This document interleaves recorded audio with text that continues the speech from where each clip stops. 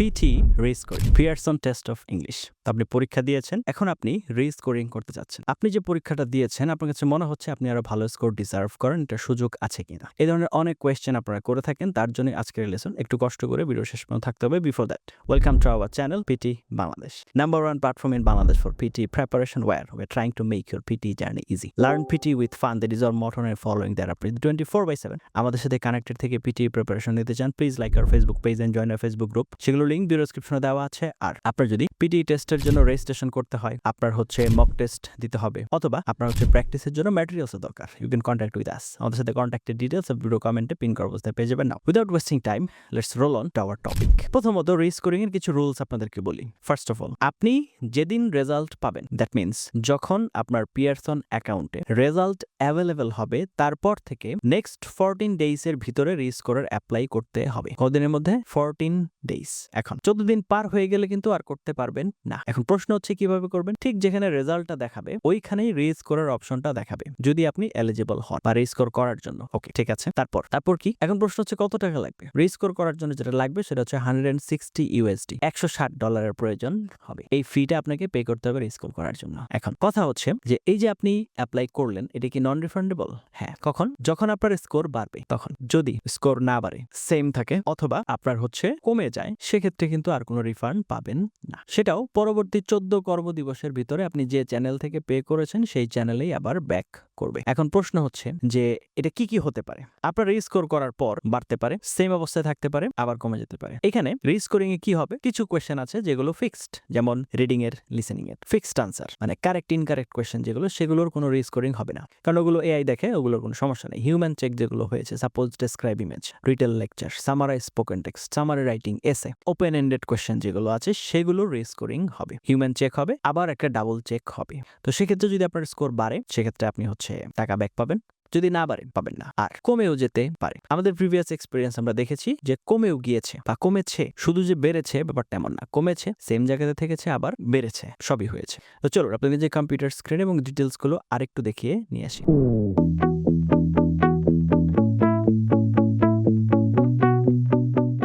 তো চলে আসলাম আমরা কম্পিউটার স্ক্রিনে। PTE রিস্কোরিং, হ্যাঁ, এটা খুবই বহুল আলোচিত বিষয়। তো এটা আপনারা অনেকেই জানতে চাচ্ছেন, আসলে ব্যাপারটা কি, কিভাবে কি করতে হবে। হ্যাঁ, তো can you request a rescore? Yes, আপনি যে স্কোরটা পেয়েছেন সেটার এগেইনস্টে আপনি আবার রিস্কোরের জন্য অ্যাপ্লাই করতে পারেন, but only in very limited situations. এখানে কিছু যদি কিন্তু আছে। Pearson allows a rescore request only if your test has not already been shared with any institution or organization. বুঝেন, আপনি স্কোর যদি কোনো প্রতিষ্ঠানের সাথে অলরেডি শেয়ার করে থাকেন, তাহলে কিন্তু আর পসিবল হবে না। Once you have sent your score to a university, college or other participant, your test is generally not eligible for rescore. খুব ভালো করে মাথায় রাখেন। সুতরাং যদি রিস্কোরিং এর ডিসিশন নিতেই হয়, তাহলে কোথাও পাঠানোর আগেই নিতে হবে। তো step 1, check your eligibility. Before requesting a rescore, make sure your score has not been sent to any institution, মানে আপনার কোনো প্রতিষ্ঠানে আপনি স্কোর পাঠান না। Your result is available in your Pearson account. আপনার Pearson অ্যাকাউন্টে রেজাল্টটা দেখাচ্ছে। You understand that the score may increase, decrease or remain unchanged. তার মানে ঘটনা তিনটাই ঘটতে পারে। বাড়তে পারে, ডিক্রিজ কমে যেতে পারে, আবার একই রকম থাকতে পারে। তো step 2, understand what is rescored. Most PTE items are scored automatically using AI. During a rescore, the test is rescored again using Pearson's scoring system. There is no manual examiner who reviews your speaking or writing simply because you requested a rescore. The purpose is to verify the scoring process rather than provide a second human opinion. বোঝার চেষ্টা করেন, আপনি রিস্কোর করেছেন বলে যে আপনার হচ্ছে কোনো মানুষ দিয়ে এটা করার বিষয়টা এরকম না, জাস্ট আবার হচ্ছে ভালো করে চেক করা, that's it. Step 3, submit the request. প্রথমে কি করতে হবে? Log in to your Pearson PTE account, open your completed test. If your test is eligible, the rescore option will be available. এখানে একটা বাটনই থাকবে, submit the request and pay the applicable fee. যদি এটার ফি এর প্রয়োজন হয়, if required in your region, কিছু কিছু জায়গাতে প্রয়োজন হয়, কিছু কিছু জায়গাতে প্রয়োজন হয় না। তো যদি আপনার অ্যাকাউন্টে দেখায় লাগবে, তাহলে তো লাগবে, যদি দেখায় লাগবে না, লাগবে না। Step 4, wait for the result. Processing times can vary. After rescoring your score may increase,